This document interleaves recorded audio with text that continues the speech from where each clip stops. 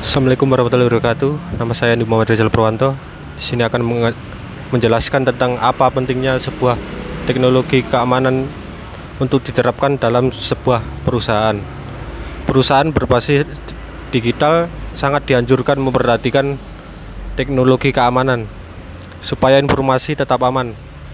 Informasi atau data perusahaan merupakan aset berharga yang tidak boleh jatuh ke tangan pihak lain karena dapat disalahgunakan. Jika ini sampai terjadi, perusahaan rentan mengalami masalah dan kerugian. Manfaat dari teknologi keamanan: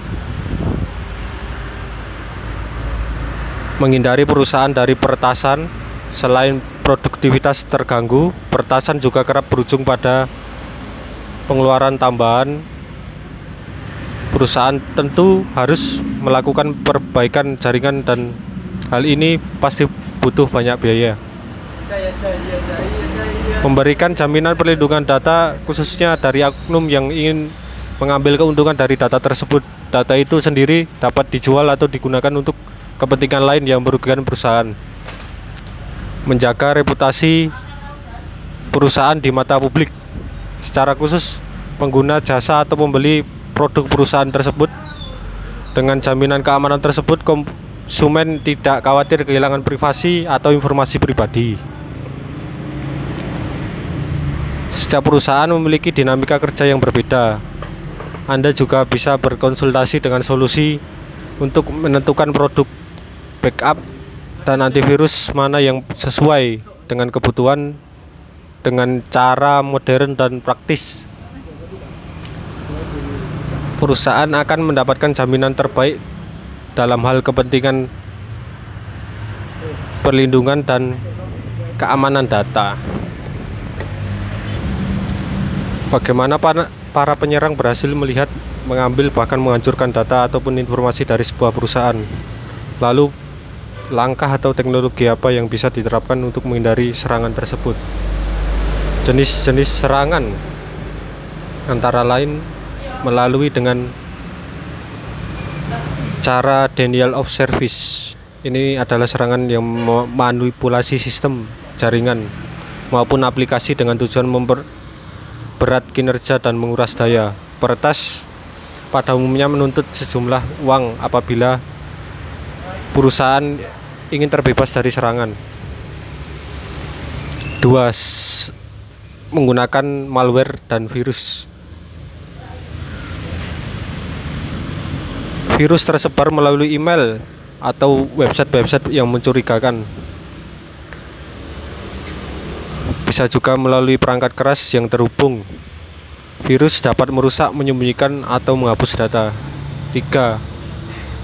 Menggunakan serangan botnet atau zombie. Ini adalah serangan pada komputer yang terhubung dengan jaringan sentral. Disebut zombie karena efeknya di bawah kendali peretas. Tujuan pembuatan botnet adalah mencuri data. Lama-kelamaan kemampuan enkripsinya semakin meningkat sehingga sulit dideteksi. 4. Shareware. Ini merupakan tipuan atau scam yang biasa digunakan penjahat cyber untuk mengecoh pengguna. Bentuknya mirip seperti pop-up peringatan dari sistem. Dan bagaimana cara yang bisa diterapkan untuk menghindari serangan tersebut, yaitu menggunakan cara sebagai berikut. Ada 4 macam. 1. Keamanan fisik atau physical security. Suatu keamanan yang meliputi seluruh sistem beserta peralatan periferal dan media yang digunakan. Biasanya seorang penyerang akan melakukan proses pengawasan dan penyadapan untuk mendapatkan password agar bisa mendapatkan hak akses. Dan jika gagal, maka DDoS atau denial of service akan menjadi pilihan sehingga semua servis yang digunakan oleh komputer tidak dapat bekerja dengan baik. Sedangkan cara kerja DOS biasanya mematikan servis apa saja yang sedang aktif atau membanjiri jaringan tersebut dengan pesan-pesan yang sangat banyak jumlahnya. Kedua, keamanan data dan media. Pada keamanan ini, penyerangan akan memanfaatkan kelemahan yang ada pada software yang digunakan untuk mengolah data. Biasanya penyerang akan menyisipkan virus pada komputer target melalui achievement pada email. Cara lainnya menggunakan backdoor atau Trojan horse pada sistem target. 3. Keamanan dari pihak luar.